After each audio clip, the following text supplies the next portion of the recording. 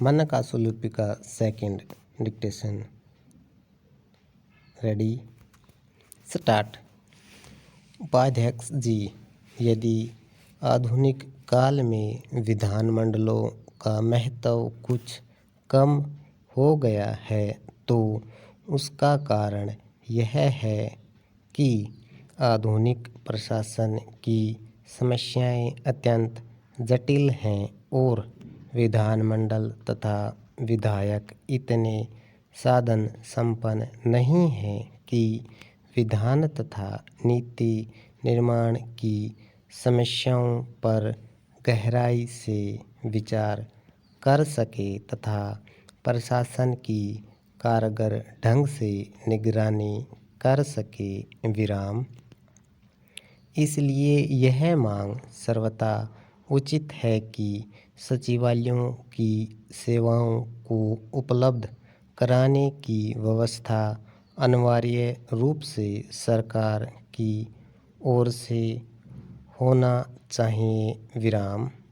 एक विधायक या संसद सदस्य से यह आशा करना कि वह अपने वेतन में से एक समर्थ व्यक्ति या विधि विशेषज्ञ का खर्चा वहन कर सके अव्यावहारिक है। विराम। विधान सभाओं और संसद के सचिवालयों पर सामूहिक रूप से प्रत्येक सदस्य का अधिकार होना चाहिए, चाहे वह शासक वर्ग का हो या विरोधी दल का। विराम।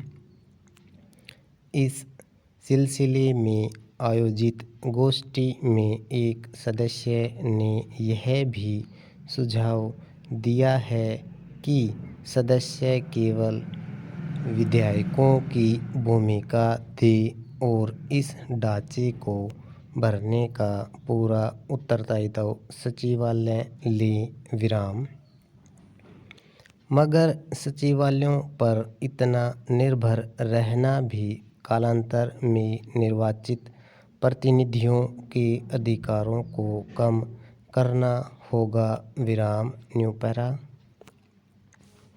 दूसरा महत्वपूर्ण प्रश्न एक विधायक और विधानसभा के अध्यक्ष के संबंधों का है। विराम।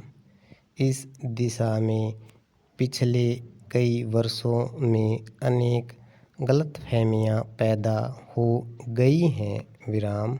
यद्यपि अध्यक्ष प्राय शासक वर्ग का ही एक सदस्य रहता है, फिर भी अध्यक्ष चुने जाने के बाद संभवतः उसका उत्तरदायित्व अपने दल के प्रति समाप्त होकर उस प्रतिनिधि सभा के प्रति हो जाता है जिसका नियमन करने के लिए उसे निर्वाचित किया हो।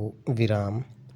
बदलते हुए राजनीतिक नक्शे के साथ साथ यह जरूरी हो गया है कि विधान सभाओं और संसद के में विभिन्न दलों की शक्ति में व्यापक परिवर्तन हो जाए। विराम।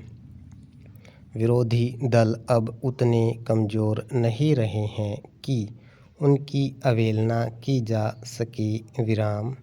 मगर साथ ही उनकी संख्या इतनी ज़्यादा है और विचारधाराएं इतनी भिन्न हैं कि उनके लिए संसद और अनेक विधानसभाओं के बीच कोई प्रभावशाली और रचनात्मक कदम उठाने की हिम्मत नहीं है। विराम।